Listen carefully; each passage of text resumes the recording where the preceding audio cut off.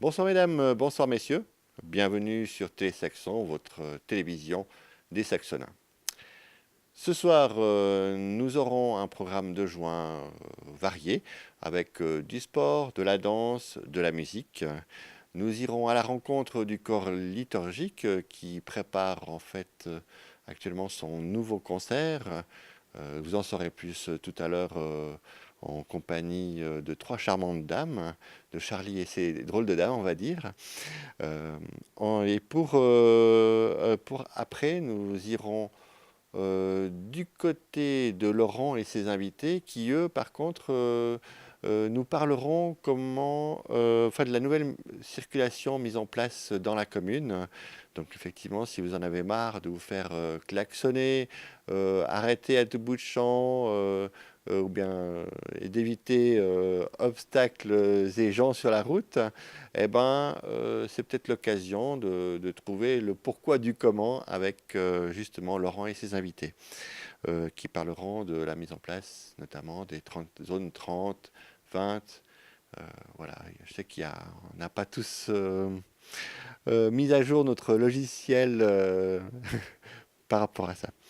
Et pour finir, en fait, une séquence rétro, bien sûr, toujours concoctée par Georges Gillot.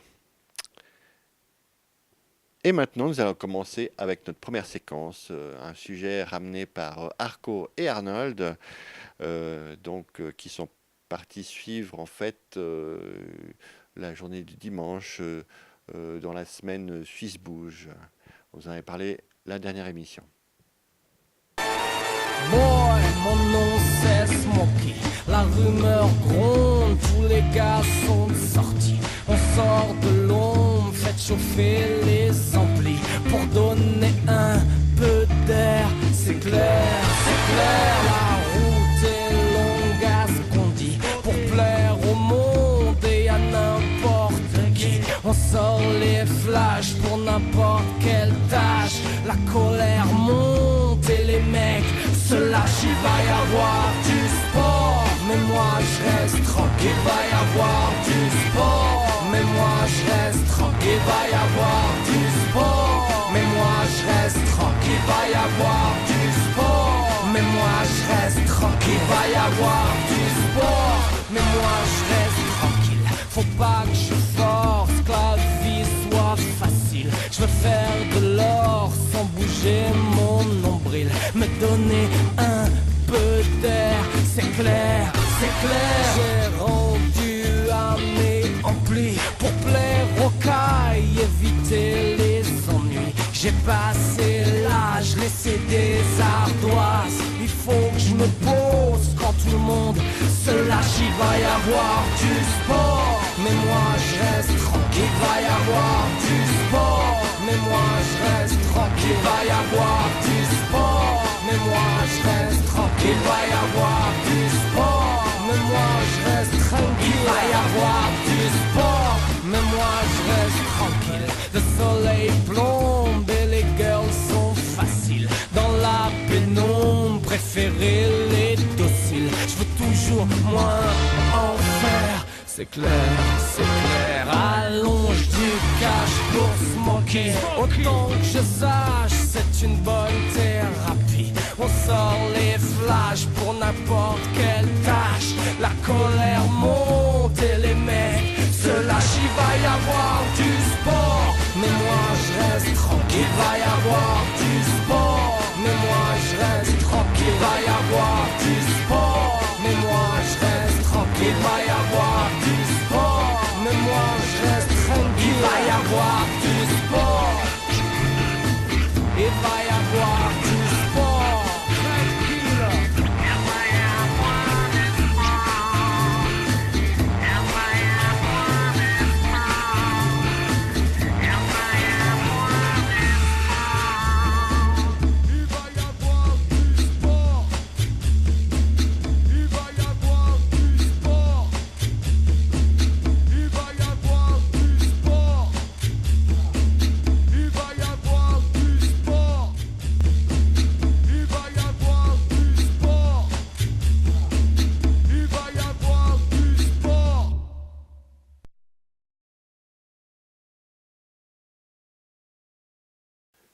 Il se passe toujours quelque chose au Casino de Saxon. Effectivement, l'école de danse Azur avait pris possession des locaux pour une journée de concours ainsi qu'un spectacle de danse. Euh, je vous laisse en compagnie de ces images rapportées par nos benjamins de l'équipe qui sont Louis et Sacha.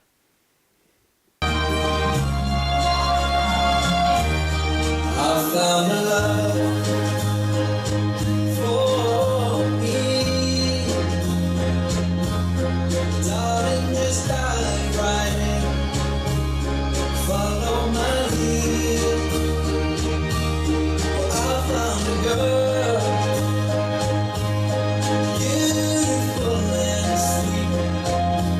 I never knew you were like someone waiting for me. We were just kids when we fell in love, not knowing what it was. I could not give you up this time. Darling, just kiss me slow.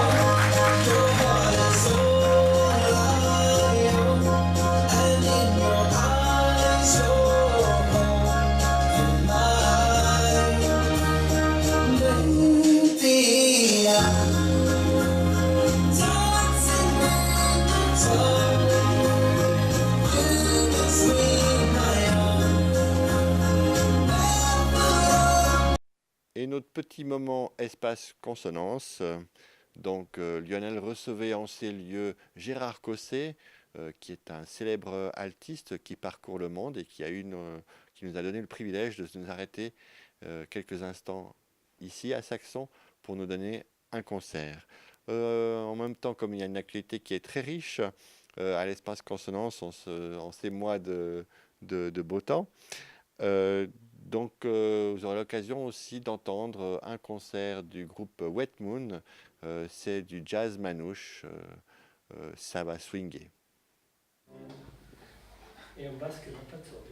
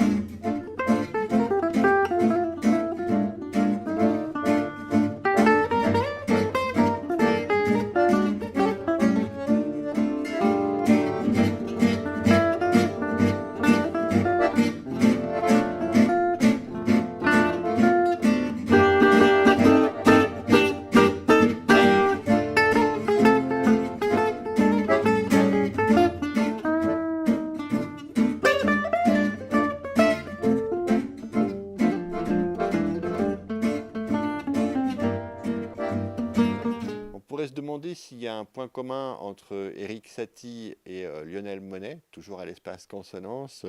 Je crois que la question ne se pose plus en voyant en fait les extraits qui vont suivre. Un spectacle qui a été donné en fait en hommage à l'univers de Satie, qui était un compositeur très atypique, mais aussi très apprécié du grand public, avec pourtant une musique qui est assez déséquilibrée, on va dire. Mais le personnage était aussi assez truculent, donc voilà, il nous propose cette musique. Une relecture qui a été faite en compagnie de différents artistes, notamment Frédéric Perrier, un autre comédien du coin, des artistes de cirque, et puis une dessinatrice de Milan qui est venue faire des prestations live, et bien sûr Lionel Monet, ou plutôt Lionel Satie, devrais-je dire.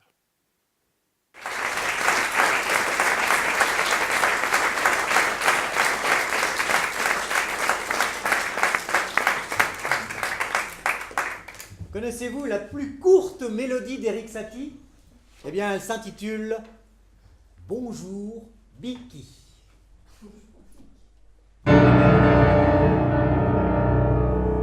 Bonjour, Biki. Bonjour. Voilà.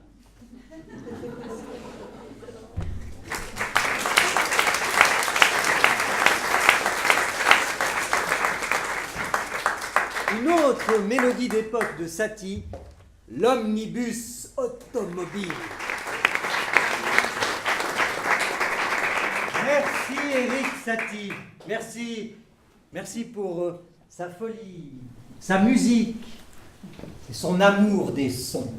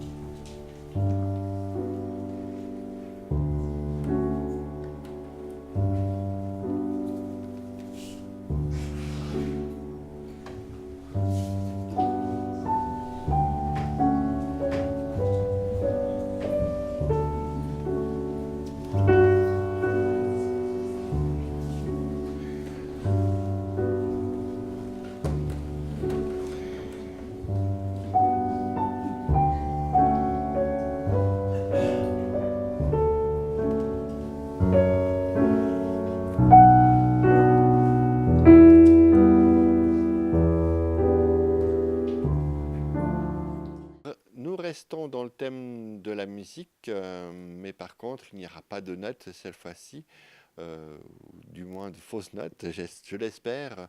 Donc, Vincent est allé rencontrer les dames du chœur liturgique, en l'occurrence Véronique, Patricia et Marie-Madeleine, et elles vont nous faire part en fait de l'annonce de leur futur concert.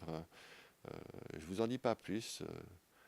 Mesdames, Messieurs, bonsoir. J'ai le plaisir de vous faire participer à un interview pour le chœur du foyer résidentiel de Sion-Salvan et le chœur liturgique de Saxon. Tout ça avec Madame Patricia Copé-Buchard, Véronique Milite, Marie-Madeleine Bruchet. Bonsoir mesdames. Bonsoir. Bonsoir. Alors, première question, pourquoi venir nous voir aujourd'hui? Alors, la raison de notre présence ici ce soir, c'est surtout pour annoncer le concert qui aura lieu ici même à l'église le dimanche 17 juin à 17h. La première partie sera chantée par le chœur des Rives du Rhône et la deuxième partie par le chœur mixte liturgique de Saxon. Et ensuite, les deux chœurs se réuniront pour faire 3 chants d'ensemble. Pourquoi réunir donc les deux chœurs? Alors la raison de cette réunion, en fait, c'est parce que effectivement, le chœur des Rives du Rhône, quand ils font leur concert, ont l'habitude d'inviter un autre chœur.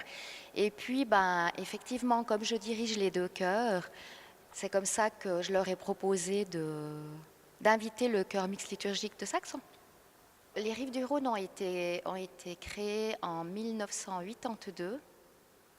Et donc, c'est un foyer qui s'occupe de personnes qui ont des problèmes d'addiction. Voilà, ils font plusieurs activités, dont le chant.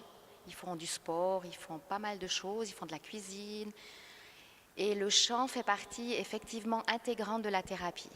Marie-Madeleine, peux-tu nous présenter le chœur liturgique de Saxon? Voilà, alors le chœur liturgique de Saxon a commencé ses activités au mois d'août 2013. Il se trouve que le chœur d'hommes qui animait la plupart des messes du samedi soir et tous les enterrements commençait à fatiguer un peu.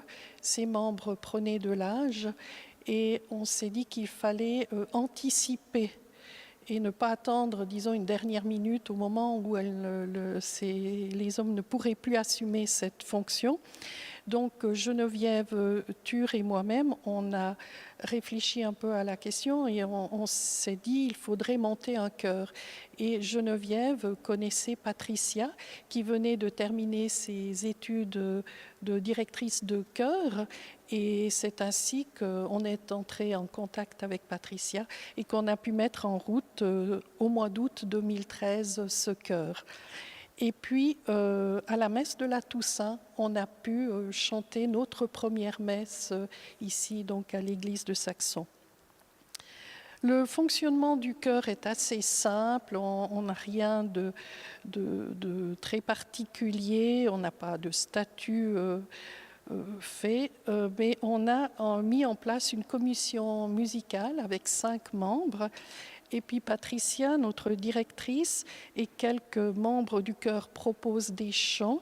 En particulier, on a dans la commission Philippe Terrier qui, lui, s'occupe un peu plus particulièrement de rechercher les chants en latin, tout en faisant bien attention que ces chants, donc, et Véronique en parlera après, c'est la plupart du temps des chants sacrés, mais Philippe cherche des chants qui peuvent convenir aussi à notre chœur, à nos compétences. Voilà. Au niveau des membres, actuellement, à ce jour, donc, nous sommes 22 chanteurs et chanteuses, 14 dames et 6 messieurs. Et dans la mesure du possible, selon la présence des membres, on peut chanter à 4 voix, sinon à 3 voix. Voilà un petit peu comment se présente ce chœur liturgique aussi à ce jour. Véronique, on revient un peu sur le répertoire et les activités durant cette année. Qu'est-ce que tu peux me dire? Alors le répertoire du chœur liturgique, comme son nom l'indique, c'est plus particulièrement un répertoire de chants sacrés. On a de petits avantages de temps en temps de chanter dans d'autres langues. On a appris des chants en italien, en latin, en russe, en français effectivement. C'est principalement des chants à 4 voix, idéalement selon le désir et le vœu de la directrice. Ces chants à 4 voix sont possibles, comme le disait Marie-Madeleine tout à l'heure, uniquement si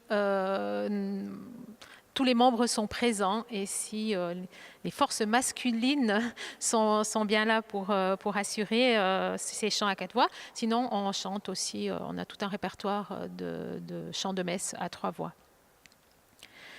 Les activités du chœur durant l'année, alors une trentaine de répétitions, 30-35 répétitions dans l'année, plus de 15 prestations qui ont lieu soit dans l'église, soit pour d'autres fêtes. Alors on chante en principe toutes les messes de fête, plus certains samedis soirs. On anime communion, confirmation si elle a lieu. Et nous irons ce dimanche 10 juin chanter la messe à l'hôpital de Martigny aussi. Au contraire d'un chœur qui se voudrait plus profane, où en fait on fait beaucoup de répétitions pour un seul concert par année, voire 2 concerts. Ici, on a l'avantage, en fait, dès qu'un chant a été appris sur 1 ou 2 répétitions, eh bien, de venir se produire à l'église pour le public, pour l'assemblée. Donc, ça donne certaines motivations supplémentaires. Donc, ça fait beaucoup de choix. Donc, oui, oui. Ça nous permet, en fait, là, on a commencé en 2013, on est à plus de 60 pièces qui ont été apprises, dont 5 messes, si je ne m'abuse, en latin, en français. Donc effectivement, c'est un travail, mais c'est un travail qui est intéressant parce que justement, toutes les répétitions sont différentes et à chaque répétition, on prend un autre répertoire. Et puis, vous avez entendu Patricia présenter tout à l'heure les 2 chœurs. Quand même juste relever que Patricia est une directrice hyper dynamique, très dynamique, qui est passionnée et qui passe sa passion, qui nous la passe. Nous avons également chanté un concert de Noël en 2017 avec la Fanfare L'Avenir aussi. Donc c'est aussi des rapprochements qui peuvent être possibles. La Fanfare L'Avenir fait son concert de Noël dans cette église, donc maintenant depuis 2 ans, on est invité à animer avec eux ce concert. Vous avez besoin de monde ou je sais pas, vous pouvez lancer un petit coup de pub là. Alors effectivement, 22 personnes, ça fait un joli petit chœur. Après, dans un chœur, ce qu'il faut toujours mettre en avant, c'est la répartition des voix, une répartition correcte des voix. Un chœur 4 voix, soprane, alti et 2 voix d'homme. C'est très important en fait qu'il y ait un équilibre. Ça, Patricia pourrait le dire mieux que moi. Donc effectivement, on recherche des personnes qui seraient intéressées à venir chanter avec nous, à savoir qu'avec le nombre de prestations qu'on fait dans l'année, si on est un nombre plus important, certains peuvent manquer sans trop de culpabilité aussi les prestations en fait. Comme on chante principalement les fêtes, donc ça tombe souvent sur des week-ends prolongés, donc c'est vrai qu'un peu de relève, un petit peu plus de monde serait le bienvenu, à savoir que ces personnes doivent aussi entendre et comprendre qu'on chante des messes en fait. Et je pense que ce côté-là, alors aimer le chant, c'est très important. Et après, il faut aussi pouvoir accepter et prendre en compte que la plupart de nos prestations, elles font partie d'une cérémonie religieuse. Merci beaucoup Véronique. Et là, je vais repasser la parole à Patricia pour le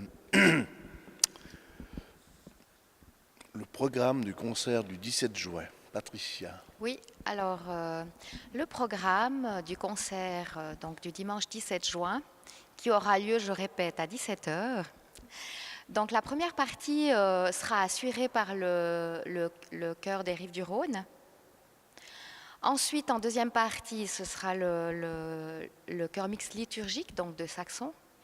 Et la troisième partie, les 2 chœurs vont se mettre ensemble pour chanter des chants d'ensemble. Tout c'est un joli programme. Oui. Donc je rappelle à tout le monde, donc on redit la date, donc c'est le dimanche 17 juin à 17h à l'église de Saxon. Juste ? Oui. Merci Patricia. Est-ce que vous avez quelque chose à rajouter encore peut-être pour conclure cette interview ? Alors, petite page de pub, toute émission de télévision a sa page de pub. Alors, oui. J'ai déjà fait une partie tout à l'heure. Ce que j'ai oublié de dire, c'est qu'on répète le mercredi soir de 20h à 21h30 à la maison de la paroisse. Les répétitions commencent en principe tout début septembre et se finissent avec en principe la dernière messe du calendrier liturgique avec la fête Dieu. D'accord. Patricia, encore quelque chose à rajouter peut-être? Oui, j'aimerais quand même un petit peu parler du répertoire. Je crois qu'on n'a pas tellement parlé du répertoire par rapport au concert. Donc, effectivement, le chœur mixte liturgique, comme le nom l'indique, chante beaucoup de chants liturgiques, sacrés.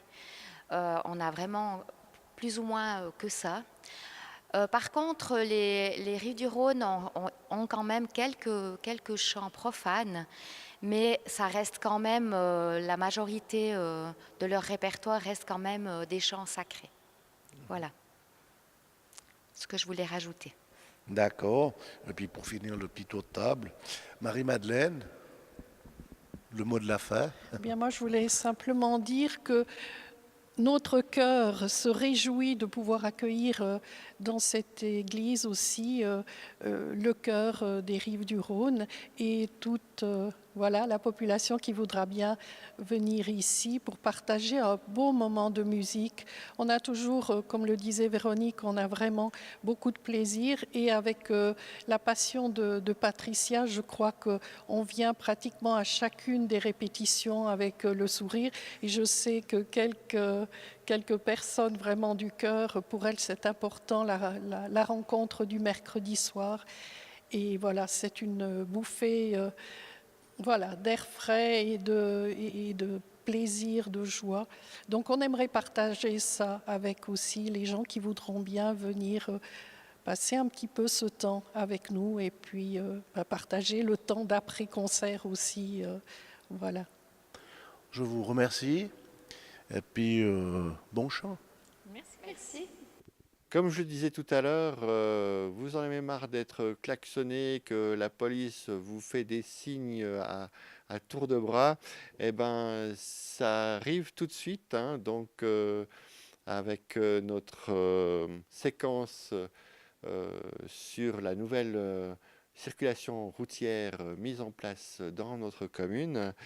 Mais en préambule, Laurent est allé rencontrer Laurent pour savoir comment ça se passait, la conception d'un panneau de signalisation.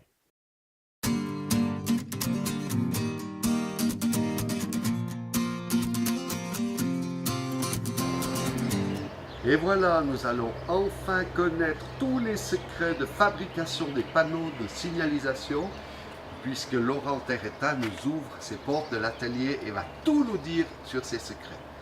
Salut Bienvenue. Laurent. Bonjour, Merci. salut.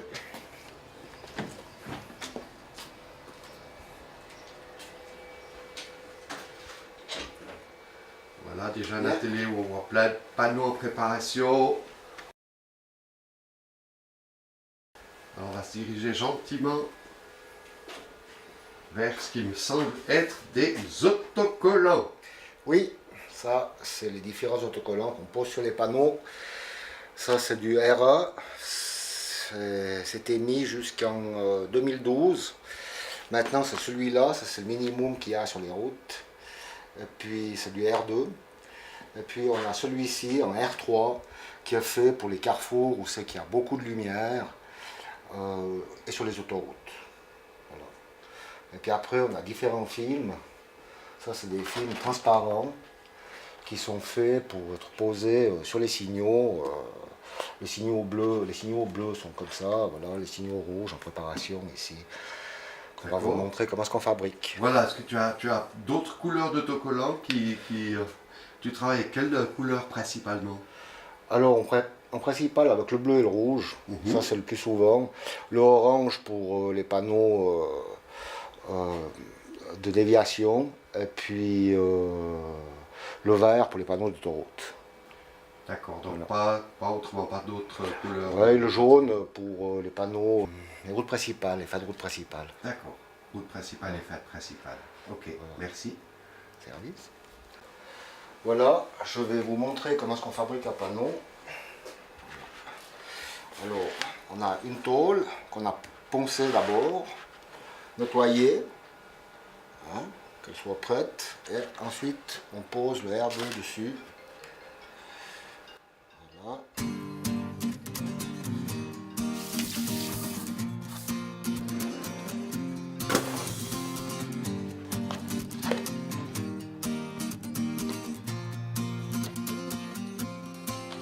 Sur ma route, oui, il y a eu du move, oui, de l'aventure dans le movie, une vie de route. Sur ma route, oui, je ne compte plus les soucis, de quoi devenir fou, oui, une vie de route. Sur ma route, oui, il y a eu du move, oui, de l'aventure dans le movie, une vie de route. Sur ma route, oui, je ne compte plus les soucis, de quoi devenir fou, oui, une vie de route. Sur ma route, sur ma route, sur ma route, sur ma route, sur ma route, j'ai eu des moments de doute, je marchais sans savoir vers où, j'étais têtu, rien à foutre. Sur ma route, j'avais pas de bagages en soute, et dans ma poche pas un sou, juste la famille entre nous. Sur ma route, il y a eu un tas de bouchons. La vérité, j'ai souvent trébuché. Est-ce que tu sais que quand tu touches le fond, il y a peu de gens chez qui tu peux te réfugier? Tu peux compter que sur tes chers parents, parce que les amis, eux, disparaissent un par un. Oui, il m'arrive d'avoir le front au sol, parce que Dieu est grand, et on est seul, on meurt seul. Sur ma route, oui, il y a eu du move, oui, de l'aventure dans le movie, une vie de route. Sur ma route, oui, je ne compte plus les soucis, de quoi devenir fou, oui, une vie de route. Sur ma route, sur ma route, sur ma route, sur ma route. Sur ma route, on m'a fait des coups en douce, l'impression que mon cœur en souffre, mais je suis sous anesthésie. Sur mon chemin, j'ai croisé pas mal d'anciens, ils me parlaient du lendemain et que tout allait si vite. Ne me parle pas de nostalgie, parce que je t'avoue que mon cœur est trop fragile. Je suis comme un pirate naufragé, oui mon équipage est plus qu'endommagé. Je sèche mes larmes, je baisse les armes, je veux même plus savoir pourquoi ils me testent les autres. S'il y a plus rien à prendre, je sais qu'il me reste une chose, et ma route elle est trop longue, pas le temps de faire une pause. Sur ma route, oui, il y a eu du move, oui, de l'aventure dans le movie, une vie de route. Sur ma route, oui, je ne compte plus les soucis, de quoi devenir fou, oui, une vie de route. Sur ma route, sur ma route, sur ma route, sur ma route, sur ma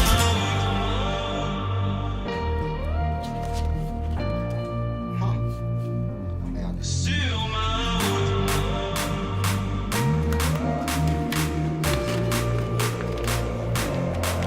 sur ma route, oui, il y a eu du move, oui, de l'aventure dans le movie, une vie de route. Sur ma route, oui, je ne compte plus les soucis, de quoi devenir fou, oui, une vie de route. Sur ma route, oui, il y a eu du move, oui, de l'aventure dans le movie, une vie de route. Sur ma route, oui, je ne compte plus les soucis, de quoi devenir fou, oui, une vie de route.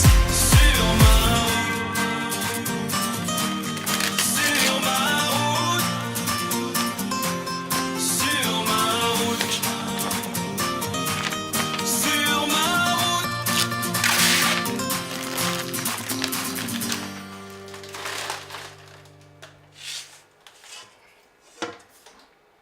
Et voilà. Je crois qu'il est prêt à poser, hein? Oui. Est-ce qu'il reste quelque chose à faire pour ce panneau? Ou il Les est- trous, ils posaient sur un cadre. D'accord. Hauteur de la signalisation? 2,50 m du sol. 2,50 m du sol. Oui, quand c'est en bordure de route, à cause des rétroviseurs de camions. D'accord, merci Et beaucoup. puis les cyclistes aussi. Ok. Et à quelle Ah. distance À quelle distance? du bord de la route? Alors normalement 30 cm minimum. D'accord. Mais des fois c'est pas possible, ils sont plantés vraiment à ras le bord. À ras-le-bord. Ouais. Ok, merci beaucoup. De rien.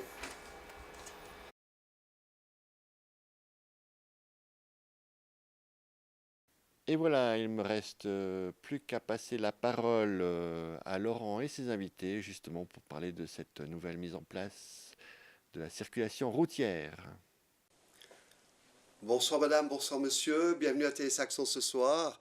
Ce soir c'est une émission un petit peu particulière. Pourquoi? Parce que on va un petit peu mettre les choses au point, puis bien expliquer quelque chose qui est très important dans notre commune, qui est en train de changer. Il y a un concept particulier qui se met en place. Je veux bien sûr parler des limitations de vitesse. Voilà, c'est un gros point de la commune de Saxon. Et puis pour ça, j'ai deux invités, donc Alain Hugo, conseiller, et puis comment je pourrais dire, responsable du trafic de la commune de Saxon. Bonsoir. Bonsoir Alain, salut. Et puis Laurent Terretta, qui est membre de cette commission. Si je me trompe, hein, vous me dites, ok, d'accord, voilà. Donc déjà, Laurent est venu avec une Bible énorme. Tu peux nous expliquer ce que c'est ce bouquin? Ah, ça c'est le bouquin de la loi sur la circulation routière et de l'ordonnance sur la circulation routière. D'accord, merci beaucoup. Voilà. Donc on voit qu'il y a beaucoup de matière par rapport à la signalisation, qu'il faut vraiment se mettre au point. Ouais. Alors, première question à Alain. Alain, voilà, tout change à Saxon, mais tout change assez rapidement parce que il n'y a pas si longtemps, à Saxon, c'était 50 km à l'heure et 50 km à l'heure, fini, terminé. Maintenant, il y a un nouveau concept qui se met en place. Tu peux nous expliquer un tout petit peu qu'est-ce qu'il advient de tout ça? Oui, effectivement, tout change, mais ce n'est pas le fruit du hasard. Ce concept a été étudié, mis en place. La commune a mandaté un bureau spécialiste en trafic, gestion du trafic, qui nous a fait une étude pour nous définir les zones résidentielles, les routes collectrices, les routes cantonales. Avec cette étude de trafic, il y a aussi une association de parents d'élèves qui a demandé à la commune de sécuriser les trajets des enfants qui allaient à l'école, soit au niveau des passages piétons, soit au niveau de bordures, de ralentisseurs. On a aussi demandé à la police de mettre des radars préventifs. On en a mis sur toute la commune. Il y en a encore quelques-uns qui vous font le sourire quand vous êtes à la bonne vitesse et la grimace quand vous dépassez la vitesse limitée. Juste pour la petite histoire, on a mis le radar à l'avenue de la Jonction. Au temps de midi, il y a un automobiliste qui roulait à plus de 100 km/h. D'accord. C'est tous ces éléments qui ont poussé le conseil communal à agir. Nous avons agi, nous avons aussi mandaté la commission trafic et sécurité. Trafic, c'est mon dicastère. Sécurité, c'est le dicastère de mon collègue Sébastien Ronner. Je remercie la commission. On a fait un gros travail. On a été sur place, voir où on pouvait faire, qu'est-ce qu'on pouvait faire. On a pris les décisions. On a mis à l'enquête les zones. Il y a des zones qui ont été mises à l'enquête. Et nous avons, je dirais, 3 voire 4 types de zones sur la commune. La première zone, c'est l'aire piétonne. Alors actuellement, on n'a pas de zone piétonne, complètement piétonne. Okay. La deuxième zone, c'est la zone de rencontre, zone 20 km/h. Nous donnerons les explications après qu'est-ce qu'une zone 20, une zone 30. Zone 20 km/h, on en a 2 dans le village. C'est au centre du village, autour de l'église et à la gare. Et après, nous avons les zones 30 à l'heure. C'est les zones, je dirais, de quartier résidentiel, quartier de villa, où il y a beaucoup de constructions bien bâties et pas mal de populations, soit âgées, soit jeunes, où on aimerait limiter cette vitesse pour donner plus de sécurité à ces personnes. D'accord. Petite explication sur les zones 20 à l'heure. Les zones 20 à l'heure, les prioritaires sont les piétons. Les véhicules, que ce soit moto, vélo ou voiture, doivent laisser traverser, doivent laisser passer les piétons. C'est vraiment la grande différence par rapport à la zone 30. La zone 20, c'est les piétons qui sont prioritaires. Pour la zone 30, Laurent, je te laisse expliquer. Dans la zone 30, alors c'est les voitures qui sont prioritaires. Mais par contre, c'est une zone qui est limitée à 30 à l'heure parce qu'il y a besoin d'une grande prudence et d'être prévenant. Et voilà, parce qu'il y a tout le temps du monde qui peut sortir, vu que c'est des zones très habitées. Hein. Donc voilà, mais c'est quand même la voiture qui a la priorité, donc les piétons doivent faire attention. Mais les voitures aussi. Donc les piétons peuvent traverser n'importe où en zone 30. En zone 30, il n'y a pas de passage piéton. les passages piétons en général sont supprimés, sauf autour des écoles, ou ceux qui ont beaucoup d'enfants. Voilà, là, on peut les garder, mais sinon, ils sont supprimés, ils peuvent traverser n'importe où. Ok. Mais Donc, toujours en faisant attention. Voilà, donc on est bien d'accord. Parce que ça, il faut que la population comprenne bien qu'en zone 20, les personnes sans mettre en danger les automobilistes peuvent traverser n'importe où en étant prioritaires. En zone 30, ils doivent passer après les véhicules, que ce soit une moto, un scooter, une voiture. Exactement. On est bien d'accord. Hein. Ça, c'est très important, la nuance. Au niveau parquage dans ces zones, comment ça se passe? Alors, la zone 20 ou la zone 30, on a un petit panneau qu'on a mis en place. Le parquage est interdit. Dans les zones 20 et les zones 30, on ne peut que parquer sur les places qui sont marquées au sol. D'accord. Alors, comme la place du village, devant l'église, on ne peut pas parquer comme ça devant l'église pour aller vite boire un café au restaurant. C'est interdit. On a des places de parking qui sont marquées au sol. On ne peut que parquer là. Même dans les zones 30, on voit bien sur le panneau, interdiction de parquer, excepté les places marquées au sol. D'accord. Si vous parquez dans cette zone 20 ou 30, la police passe et puis vous recevez une amende. D'accord. Bon, j'ose pas demander le montant. C'est le montant d'une interdiction de parquer. Évidemment. Évidemment. Est-ce qu'il y a d'autres différences par rapport à ces zones 20, ces zones 30? Est-ce qu'on peut en parler différemment? Est-ce que tout est clair? Alors, dans la zone 20, c'est d'office, hein, interdiction de stationner et tout ça. Que dans une zone 30, on peut se parquer n'importe où, mais là, on a mis des panneaux qui nous empêchent justement de parquer dans toute la zone. Sous le signal, on voit bien que ça fait partie de la zone, donc c'est partout. D'accord. Voilà. Et ça va là jusqu'à la fin de la zone.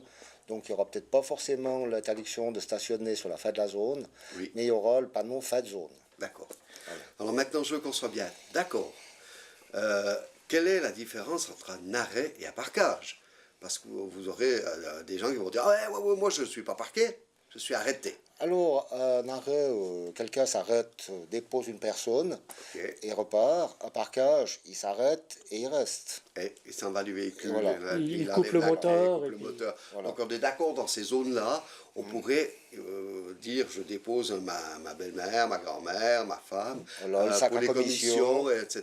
Voilà. Et je ne quitte pas le véhicule, je m'en vais. Donc là, c'est totalement autorisé. Donc c'est un arrêt. Tout à fait. Et on peut le et faire. puis si on regarde le panneau, c'est le panneau parquage, c'est pas la croix qui dit l'arrêt. Interdiction de s'arrêter. Voilà. Je veux bien que ce soit clair par rapport à ça. Pourquoi on ne laisse aussi pas parquer dans ces rues de zone 30? C'est des routes qui font 2,50 m à 3 mètres. Alors, soit que vous parquez sur la route, vous ne pouvez plus passer, soit que vous passez sur le trottoir, ou parquez sur le trottoir, il ne passe plus sur le trottoir. Alors, on a créé des places de parc, on en a créé, mais les gens, il faut qu'ils parquent dans ces places de parc. D'accord. C'est une question de sécurité, parce que sinon, on se parque au milieu de la route, on ne passe plus, ou sinon, à cheval sur le trottoir, et puis la poussette ou la personne âgée ne passe plus. Ou nous-mêmes. Oui. Ou alors il passe sur la route et c'est dangereux. Voilà, ça s'est développé un peu d'années, tout ça. Ça a été très dynamique, là. Vous êtes attelé en peu de temps. En quelques mois, oui, tout à fait. Ça fait quelques mois qu'on fait ça. Mais la commune a pris conscience de la demande des gens. On les a écoutés et souvent c'est justifié. Et puis des fois on n'habite pas ce quartier. Puis les gens de ce quartier ils disent mais ici regardez comment ça se passe, comment on fait. Puis avec la commission, on a été voir sur place. Il y a aussi des îlots qui ont été mis, des dos d'âne, des poteaux, des bidons, suivant les zones, pour ralentir. Et puis la commune s'est beaucoup développée. On disait, mais à l'époque, c'était tout à 50 ou à 60 à l'heure, mais à gauche et à droite de la route, il y avait des champs. On sortait, on arrivait dans un champ, et puis on rallumait la voiture, on partait. Maintenant, on sort, on arrive dans une clôture, dans une personne ou dans une maison. Tout à fait. Alors, les temps changent et globalement, la différence de temps entre le 50 à l'heure ou le 30 à l'heure, c'est minime, c'est rien. C'est rien. Par contre, la distance d'arrêt ça double entre 30 et 50 à l'heure. Je pense que c'est bénéfique au niveau de la sécurité. D'accord. Est-ce qu'on peut parler peut-être par rapport à ces zones, puisqu'on continue dans ces zones, à la priorité qui est appliquée dans ces zones? Qui veut en parler? Alors, c'est des priorités de droite. Systématique? Systématique. Obligatoire? Il y a plus de... Ouais, c'est obligatoire. Ok. Donc, il n'y a plus de stop. Encore une fois, c'est obligatoire, mais il peut y avoir des exceptions. D'accord. Mais en principe, non, on met tout en priorité de Dans droite. la commune, en règle générale, Voilà. les zones 20 et 30, la Ouais. droite est prioritaire. La droite est prioritaire. D'accord. Donc, il y a ces petites Ok. lignes au sol.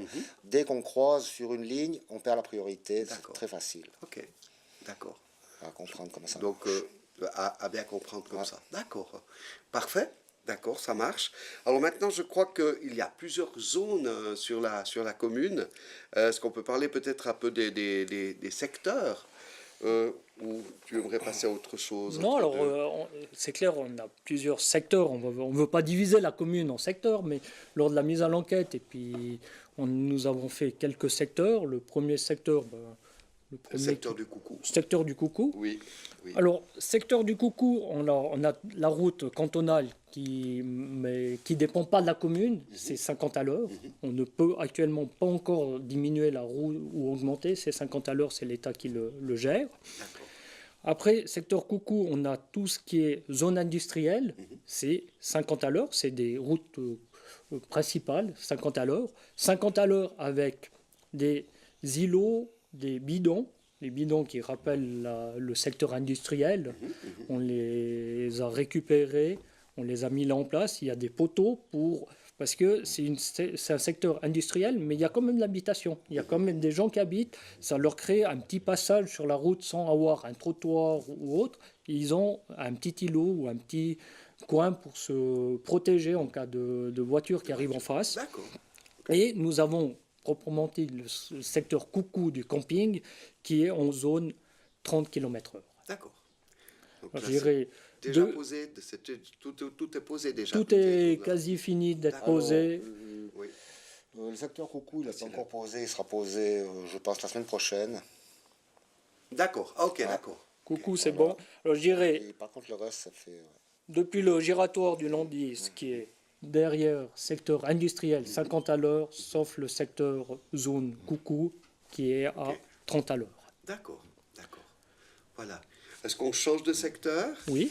On va peut-être prendre le suivant, qui est le secteur casino. Secteur du casino, alors nous continuons un petit peu plus à l'est de la commune. Alors, secteur casino, nous avons toujours la route cantonale à 50 à l'heure. Et les routes qui sont derrière le casino, la zone du chemin Fama, qui monte jusqu'au chemin de la Pierre ou la montée des torrents. Le chemin du Petit Mont. Chemin du Petit Mont, qui est une zone à 30 km/h. D'accord.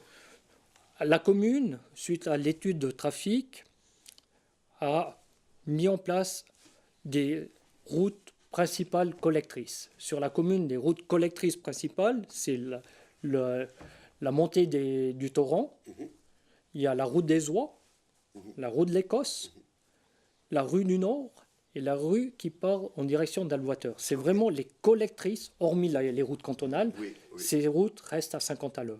D'accord. En dehors de ces collectrices, il y a des routes de desserte ou de quartier qui sont passées à 20 à l'heure.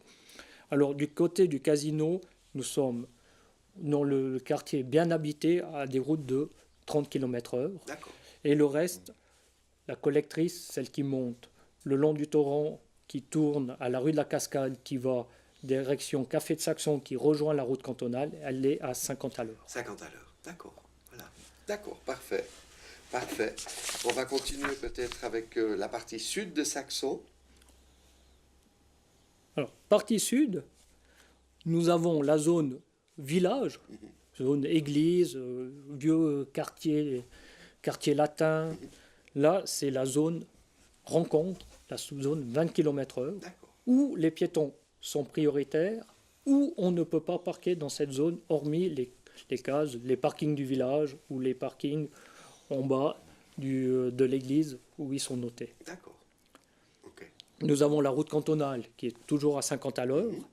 Et nous avons la route, je dirais, tout ce qui est route du Perrosé, route des Vergers, route Nouvelle Avenue. Tout ça, c'est un quartier, c'est les quartiers zone 30 à l'heure.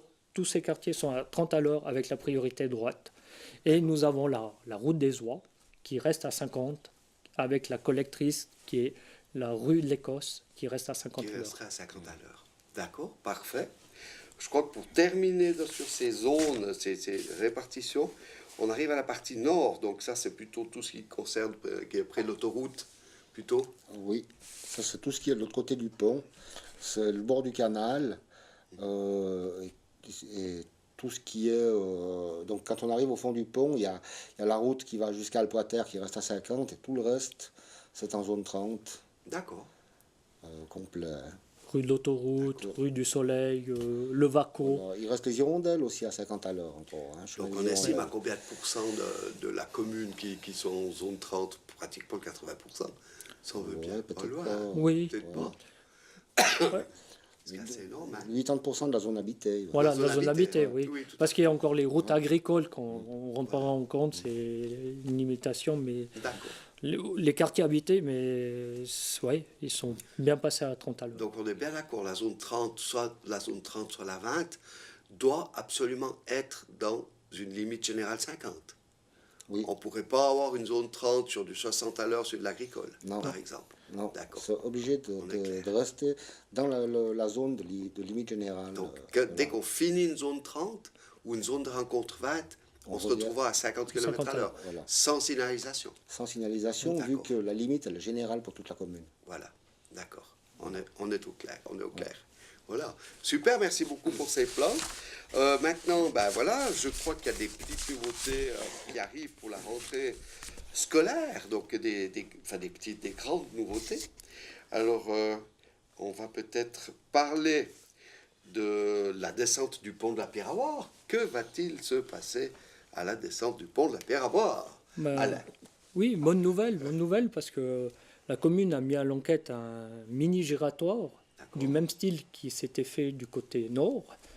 Cette fois, on a mis à l'enquête. On a reçu, il y a 2 jours en arrière, l'autorisation de l'État du Valais. Ils ont même jugé ça d'utilité publique. Ça veut dire qu'ils sont convaincus de l'utilité, du bienfait de ce giratoire. Okay. Ce giratoire s'inscrit aussi, comme tu as dit, dans la rentrée scolaire. Il y a plusieurs mesures qui seront mises en place. Le premier, c'est le giratoire. Le deuxième, par l'intermédiaire du conseil erronaire, ils ont mis un groupe s'est formé pour la mise en place de coachs scolaires. Coachs scolaires qui seront sur la route cantonale, un poste vers la Canasta, au passage piéton de la Canasta, un plus au centre du village. Coach scolaire, c'est pas comme à Chara, les coachs avec la palette, le gilet, et puis c'est des personnes qui accompagnent les enfants pour les faire traverser, qui leur sensibilisent au danger. Parce que ces coachs scolaires, ils ne seront pas là toute l'année, ils ne sont peut-être pas tous les jours là. Le jour que l'enfant arrive, il dit « on m'a expliqué, je dois faire attention, je dois bien regarder, et puis je peux m'avancer, et puis je peux traverser sur une route cantonale qui a beaucoup de trafic. » Alors, nous avons mis en place de coachs scolaires. Je m'excuse, par rapport au coach scolaire, qui sera nommé par exemple? Qu'est-ce qu'il faudra faire pour devenir coach scolaire? Alors, la commune a mis un message sur TV Saxon, on le remercie. Okay, il y a des personnes qui sont inscrites. Ah, super, d'accord. Ils vont avoir une formation, une petite formation par la police. Génial. La police, les premiers jours, leur explique. Ils ne sont pas lâchés dans la nature et puis je vais avec la palette et puis on y va. Non. Okay. Alors ça a été mis en place et on fait toujours par période de rentrée scolaire. Petite piqûre de rappel. Après l'hiver, quand la nouvelle année revient, une petite piqûre de quelques semaines, allez, on refait un. Parce que si c'est sur toute la durée, les enfants font plus cas. Ah, il y a la personne avec la palette qui est interdite, on y va, on passe. Non, on veut sensibiliser et puis on veut aussi responsabiliser les enfants. D'accord. Super. Mais à méthode douce, c'est clair que ça peut être des enfants de 4, 6, 7 ans. Tout à fait. Ils ne voient peut-être pas le même danger qu'un adulte. Bien sûr, évidemment. D'accord. Alors, rond-point, coach scolaire. Et la dernière chose, peut-être on peut passer le... D'accord. Sur le rond-point, je vois qu'il y a aussi plein de panneaux, donc des modifications, des endroits qu'on peut plus aller. Alors, donc, sur le rond-point, oui, alors rond-point, création de passages piétons. D'accord. 4 passages piétons, ce qui est intéressant parce qu'à l'heure actuelle, on n'en a que 2. Oui. Voilà, Alors on en tout à aura fait. un qui en bas du pont, deux sur la nouvelle avenue, D'accord. et puis un sur la montée du chemin des écoliers. L'avenue de la jonction. Ouais. Ouais, Ouais, ok. ouais. D'accord, parfait. D'accord, super. Alors maintenant, comme tu dis, il y a une autre chose qui se prépare. Alors, je vais juste passer peut-être, Voilà. si tu peux nous expliquer ce qui va se passer là. Alors, dans le concept global, la commune a aussi mis à l'enquête, j'irai la nouvelle avenue jusqu'au chemin des Croisés, qui remonte à la rue des Landes et chemin des Écoliers. Ce secteur sera fermé à la circulation D'accord. pendant les horaires scolaires. Pendant les horaires scolaires, ça veut dire à la rentrée des classes, Entrée, le sortie. matin vers les 8h, Ok. suivant les classes, à la sortie vers les 11h, 11h30, à 1h30 et à 16h, 16h30.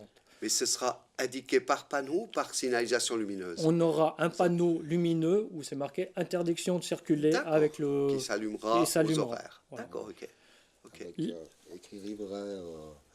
Riverain autorisé? Riverain autorisé. D'accord. Laurent, donne peut-être une bonne explication. Voilà. Qu'est-ce qu'un riverain? Laurent sur la Bible. Voilà, j'ai déjà sorti ma petite page.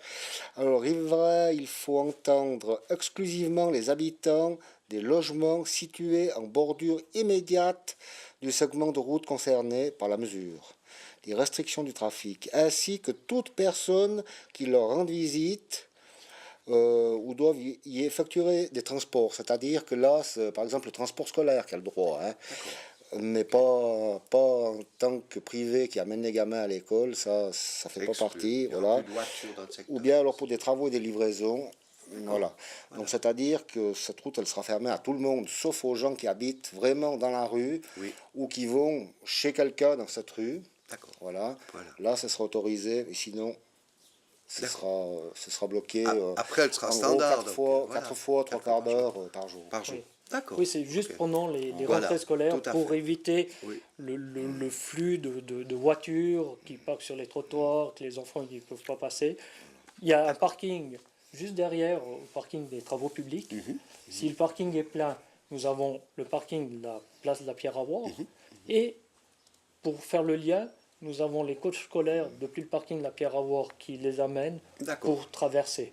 Vous traversez. C'est, Pas- le pas- flux a été étudié. D'accord. Alors, rentrée scolaire, on ne pourra plus venir avec la voiture et l'enfant derrière Voilà. pour déposer au parking de la crèche ou devant l'entrée de l'école. C'est ce qui est actuellement à la rue des Landes.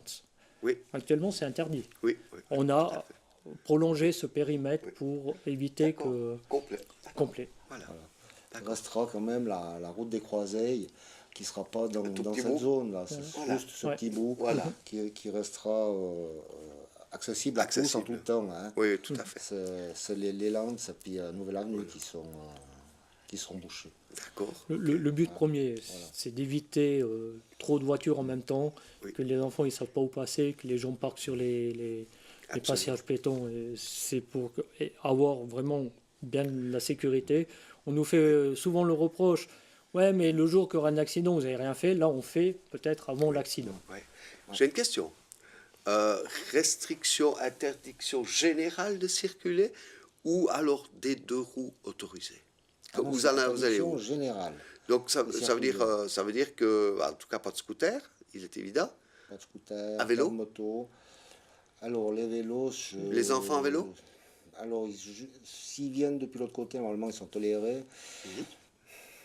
Ouais, c'est C'est la question que je pose, hein. Je ne sais pas si vous voulez poser Alors, ou pas, je sais pas, s'ils peuvent venir en vélo à l'école ou plus. Alors, logiquement, ils ne devraient pas Ouais. pouvoir, hein, Ouais. vu que c'est une interdiction générale de circuler. Voilà. Il pourrait y avoir que des piétons. D'accord. Ouais. Voilà. Voilà. Mais je pense qu'on va tolérer les Des jeunes, exceptions. qui font du vélo. On qui peuvent, promouvoit la voilà, mobilité qui puissent arriver à l'école en douce. vélo. Ouais, On voilà. rajoutera une plaquette, acceptez vélo. Puis avec, Voilà. Et des choses comme ça. D'accord. Ok. Messieurs, d'autres nouvelles, d'autres choses à ajouter, des petites choses qui vont nous arriver encore? Non, le gros est arrivé. On a aussi essayé d'égayer un petit peu les rues par des pots de fleurs, des bidons. C'est vrai qu'on a eu quelques vandales qui nous ont mis nos pots de fleurs dans le canal. Sur un parking, on a mis le pot de fleurs et puis quelques minutes plus tard, il y a quelqu'un qui est venu servir du petit arbuste qui va finir dans son jardin. D'accord. Mais je pense que la police gère la situation. Okay. Le but, c'est aussi de rendre un peu plus joli le village par des mesures, pas que un poteau et puis c'est fini. Oui. Si on peut avoir un peu de couleur, de verdure, c'est aussi bienvenu. Donc, en définitive, il va faire bon vivre à Saxon parce qu'on prendra le temps, vu les vitesses, de pouvoir garder les pots de fleurs. Ouais. Alors non, parce que les pots de fleurs sont dans les zones 50, donc on va passer trop vite. Ah d'accord, donc on va ralentir la situation. Autrement, vous n'avez pas trop de personnes qui vous disent non, c'est trop, ça va trop. Comment la population, elle accepte assez volontiers ou bien je crois que c'est... Je prends le cas qu'on a fait le rond-point côté nord du pont de la Pierre à Voir. Ouais, mais on n'a pas l'habitude, le rond-point, les camions, ils vont pas arriver à tourner. Et puis au bout de quelques mois, on s'habitue. Et puis à la fin, ça coupe la vitesse, tout le monde est content. Oui. C'est clair que on a l'habitude de rouler à 50 à l'heure. Tout d'un coup, il faut rouler à 30 à l'heure. On va dire, mais on n'arrive plus à venir dans la commune. Mais le camion de pompier, il va pas passer. Mais c'est pas la vitesse ou une autre mesure qui diminue la largeur de la route. D'accord, tout à fait. Alors, c'est bien accueilli, mais après, je comprends qu'il faut aussi un certain temps pour adapter sa vitesse. Les gens vont aussi peut-être passer par ailleurs. Ils vont peut-être, et peut-être c'est le but, passer sur des collectrices à 50 à l'heure que passer dans la petite route de quartier où il y a un peu un zigzag, un dodane et autres. On amène le flux sur des routes plus larges qui permettent d'avoir plus de sécurité et puis plus de flux de trafic, plus de véhicules qui peuvent circuler. Alors, tout changement demande un petit temps d'adaptation et puis je pense qu'on va dans le bon sens. Oui. Si vous regardez un petit peu, il ne faut pas prendre d'exemple chez les autres, mais que ce soit Martigny, Fuy, Chara ou autres, ils ont tous passé le pas et puis je crois que c'est bénéfique. Oui, tout à fait. C'est totalement apaisé, cette circulation apaisée. Oui. En tout cas, Laurent, un petit mot de la fin pour toi? Non, ça va. Moi, oui, pardon. J'en ai un petit mot de la fin. Je dirais que la commune a essayé de remplir son contrat. Il l'a encore pas fini et il le finira jamais parce qu'il y a toujours des choses à améliorer. On peut mettre quelque chose à un endroit, on voit que ça va pas, on écoute les gens, on peut le déplacer. Si c'est constructif, il n'y a aucun souci. La commission est là, le conseiller est là, les conseillers sont là. La commune a essayé de remplir son contrat. Maintenant, je demanderai aux utilisateurs de respecter leur contrat, respecter les limitations, ne pas se parquer dans des zones de rencontre, ne pas se parquer en dehors des cases. Des frais, c'est oui, il faut marcher un petit peu plus pour aller boire un café ou marcher un peu plus pour aller rendre visite à quelqu'un, oui. Mais c'est peut-être justifié, comme ça les enfants ou les personnes ont aussi une place pour jouer, pour faire une manifestation. Alors, la commune fait leur contrat. Les utilisateurs, je suis convaincu qu'ils vont respecter, qu'ils vont faire leur contrat. Et je demande, et puis on l'a déjà demandé, aussi la police qui fasse le contrat. Ils doivent aller contrôler. Parce que quand on va mettre en place la zone de restriction de circulation, mais s'il n'y a pas la police... Oui, c'est pour tout le monde. Hein. Voilà. C'est sûr. Ouais. La police aussi, je sais qu'elle est pas mal active, qui met des amendes. Le but de la commune, c'est pas mettre des amendes, c'est pas gagner de l'argent sur les amendes, c'est vraiment de donner plus de sécurité, plus de plaisir. Tu disais avant, on aura le temps de regarder tout ça, de mieux vivre, ou encore ou sur Saxon, de faire bon vivre. Ouais. Je rappelle toujours, ils avaient fait une émission à Saxon, ils disaient, qu'est-ce qui gêne à Saxon? Il y a le vent. Le vent, on ne peut rien y faire. Hein. Et puis la circulation. C'était les deux points négatifs sur Saxon. D'accord. On essaye d'y travailler. Ça prend du temps. Les gens doivent avoir un peu d'habitude, changer les habitudes. Et on le voit souvent, hein, quand on fait des travaux. Après qu'on a remis en ordre la route, qu'on a refait les enrobés et tout, les gens ne passent plus là parce qu'ils ont pris l'habitude de passer ailleurs et puis ils auraient changé les habitudes. Oui, tout à fait. Alors, commune fait leur contrat, les habitants, les utilisateurs. Ils vont faire ce qu'il faut. Faut faire qu'il faut pour passer et respecter les limitations et les normes. Et la police qui veille un petit peu au grain, qui donnera aussi au début une explication, parce qu'il n'y a pas tout le monde qui a lu le bulletin officiel, il n'y a pas tout le monde qui dira qu'ils auront vu le panneau. Il faut qu'on leur explique, et puis au bout d'un certain temps, Tout à fait. il y aura une autre Au explication. début, tolérance, parce Tout à que fait. forcément, on roule par habitude. Donc, Oui. si à 20 ans qu'on roule à 50, en un jour, de descendre à 20 ou à 30, déjà par habitude, on va l'oublier. Donc, réapprendre à voir les panneaux, et puis, je crois que Laurent, tu les caches pas, quoi, c'est pas le but. Hein. Non, alors, ils sont bien visibles. Et puis, Ok. bon, on rajoute quand même encore des obstacles dans les zones pour forcer les gens à ralentir. Hein. Donc, il y a des petits îlots ou des ralentisseurs. Voilà, ça pousse les gens quand même à rouler plus tranquille. Ben voilà, ben merci messieurs, l'émission arrive à son terme, et puis vous travaillez fort pour la sécurité de la population de Saxon. On vous remercie, puis je dirais à la population, ouvrez les yeux, roulez plus par habitude, oubliez pas que tout change régulièrement, puis que maintenant il y a beaucoup plus de priorités de droite qu'avant, parce qu'avant les priorités de droite c'était ringard, on n'en voulait plus, ça n'existait plus, il fallait un prioritaire, un non prioritaire, puis l'air du temps fait que on revient sur des priorités de droite pour justement calmer tout le monde, et puis il faut se réhabituer, se réadapter à ça. Merci, messieurs. Merci. Merci. Et puis, je vous souhaite une bonne rentrée. Et puis, soyez cool, là, il y a des zones 30 à Saxon. Merci. Merci. Au revoir. Au revoir. Quant à moi, donc, nous terminons cette émission avec notre traditionnelle séquence rétro. Séquence rétro toujours concoctée par Papa Georges. Et cette fois-ci, en fait, nous avons décidé vu que ça fait maintenant un peu plus d'une année, sauf erreur, que la Floresca a brûlé, et je crois qu'il va renaître gentiment de ses cendres, et c'est avec cette séquence, donc une séquence que nous avions réalisée lors des 40 ans de la Floresca, donc c'est avec cette séquence-là que nous allons terminer notre émission. En tout cas, je vous remercie de nous avoir suivis, et je vous propose de nous rencontrer à nouveau lors d'une prochaine émission, en juillet prochain. Ok, bonne soirée tout le monde.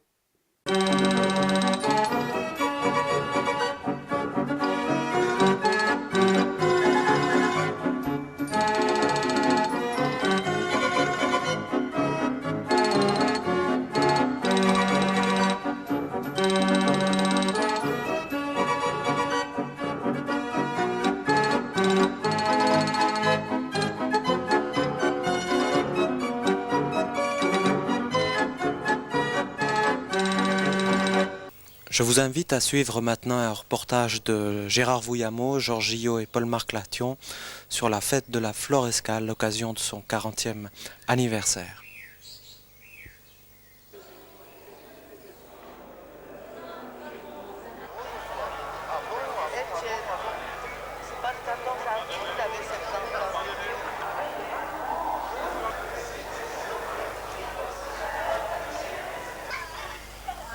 Pour fêter dignement son 40e anniversaire, la Floresca a organisé une journée de rencontres et de loisirs animée par Radio Rhône. Nous avons demandé à M. Roger Perrier des précisions sur la société dont il est le président. Monsieur Perrier, qu'est-ce que c'est que la Floresca?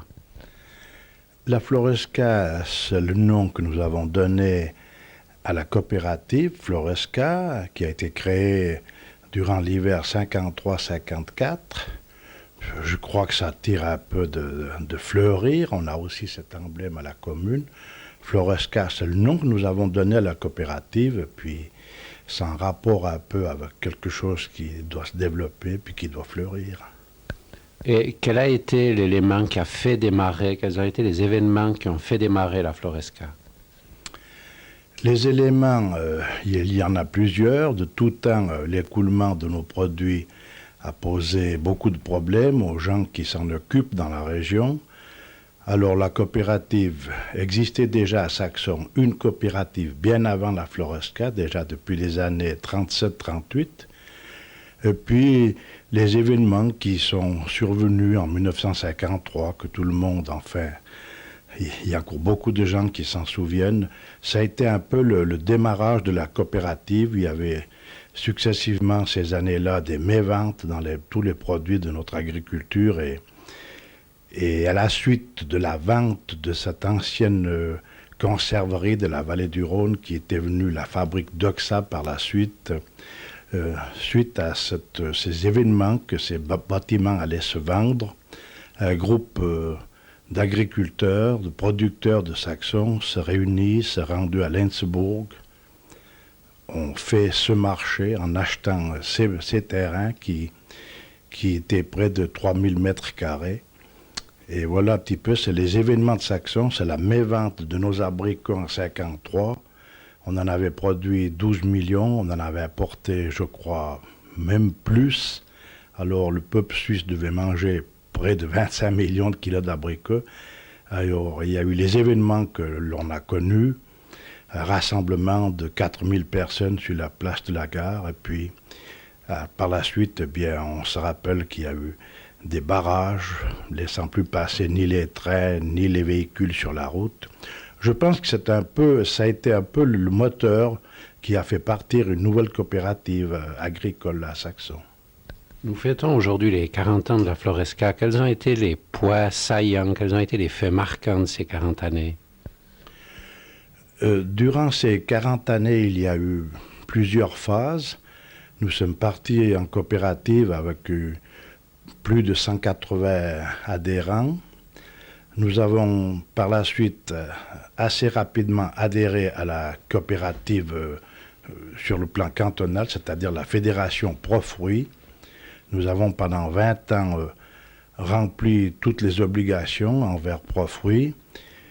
Par la suite, Profruits ayant fait de gros sacrifices en créant une centrale à Sion, il y a eu d'autres problèmes également, si bien qu'après 20 ans, nous étions, on peut dire, adultes.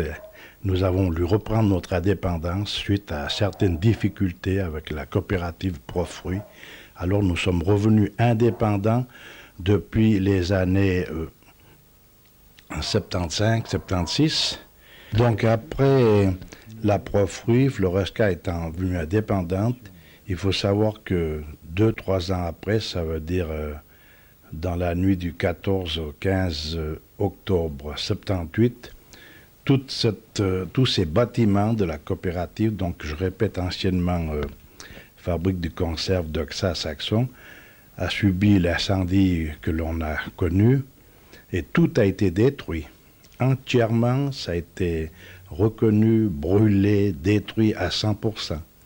Donc nous avons dû entre-temps reconvoquer une assemblée extraordinaire. Les décisions ont été prises à l'unanimité de reconstruire nos bâtiments. Et nous sommes repartis gentiment depuis 78 jusqu'à il y a 2 ans où nous avons cherché une ouverture. C'est vrai qu'une petite coopérative dans un village où beaucoup d'agriculteurs ont disparu ou ont cessé leur activité, ça se regroupe plus ou moins sous une autre forme maintenant, les exploitations.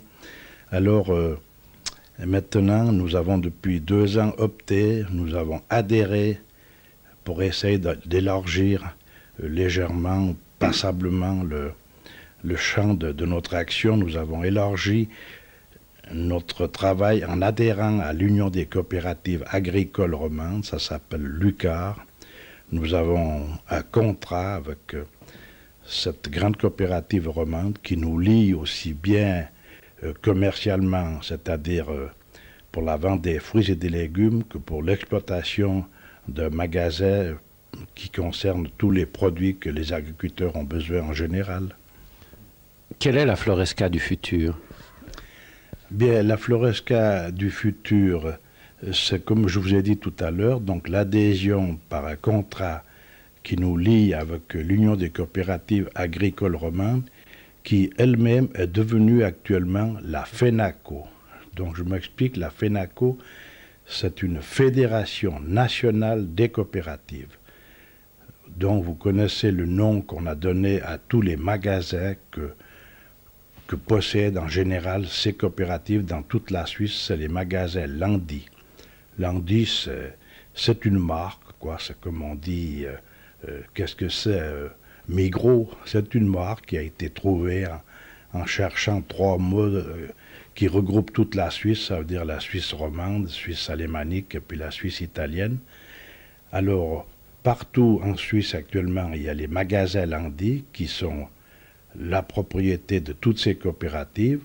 La FENACO regroupe plus de 650 coopératives en Suisse, affiliées dans 6 grandes centrales, dont l'Union des coopératives agricoles romandes, celle de Zurich, celle du canton de Berne, celle de la Suisse centrale. En fait, toutes ces coopératives se sont mises ensemble à partir du 1er janvier 1994 pour essayer tout de même de faire une force en Suisse face aux défis qui nous attendent, parce que tous ensemble, on est encore bien petits sur le plan européen, même que toutes les coopératives agricoles de Suisse se sont regroupées. Combien de membres ça représente, cette FENACO? Bon, pour répondre à cette question, je peux vous dire qu'il y a, dans la FENACO, il y a 650 coopératives. Maintenant, je ne suis pas même de vous dire le nombre de membres. Ce sera, bien sûr, quelques dizaines de milliers de membres, mais toujours affiliés à une coopérative. En pas partie de l'Europe, comment la FENACO s'est-elle armée pour faire face aux grands défis européens? Est-ce que, par exemple, vous utilisez toujours le système des 3 phases? Oui, bien sûr que la matière est vaste et complexe. On parle tous de l'Europe, des paiements directs, du nouveau droit foncier rural, la nouvelle loi sur l'agriculture de 73 qui n'a jamais été appliquée correctement. Et puis il y a eu tout dernièrement, forcément qu'il y a encore la crise, il y a le chômage. Je dis que à l'approche de l'an 2000, eh bien, avec un tel cortège d'interrogations, de points d'interrogation, nous n'avons pas de quoi à nous ennuyer. Le travail de la FENACO actuellement, nous aussi, la coopérative Floresca, nous pensons qu'en adhérant à une grande coopérative qui va certainement augmenter les points de vente de nos produits sur le plan suisse, il y a déjà beaucoup de choses qui se font de ce côté-là, mais on dit toujours nos produits n'arrivent pas dans telle ou telle région. Nous, le système coopératif, nous voulons essayer d'atteindre le plus grand nombre de consommateurs possible par l'intermédiaire de nos magasins Landi qui se trouvent maintenant un peu répartis dans toute la Suisse. Et forcément, les difficultés ne manqueront pas, mais nous nous sommes attelés à ces problèmes et à cette nouvelle vision pour la vente des fruits et des légumes de notre région. Pensez-vous qu'on puisse être compétitif vu les salaires que nous avons en Suisse et par rapport aux salaires de l'étranger? Bon, c'est aussi un vaste problème. Compétitif, il ne faut pas perdre l'espoir que nous produisons quand même en Suisse et tout particulièrement en Valais. Nous produisons quand même des produits de haute qualité, c'est reconnu partout.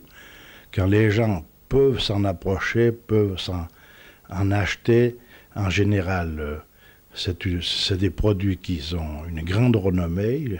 Je dis encore une fois que ce soit nos fruits, nos légumes, nos vins, et comme nous parlons ici à Saxon, eh bien, je dois dire surtout nos abricots.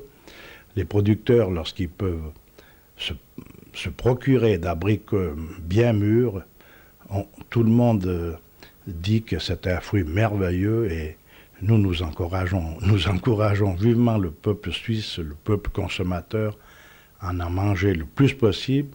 Cette année, il y a une récolte qui s'annonce, je ne dirais pas la toute grande abondance, mais ce sera quand même une bonne récolte d'abricots. À combien de millions de kilos à peu près? Les estimations sont toujours difficiles à faire parce qu'il peut encore avoir de la coulure, comme on appelle en cours de route, mais en fait, on s'achemine quand même vers je vous dis, beaucoup de gens se sont trompés dans les estimations, mais je pense qu'on On n'est pas loin du compte si on articule un chiffre comme entre 8 et 10 millions. Et nous encourageons encore une fois le peuple à consommer nos abricots qui sont très beaux et surtout très bons.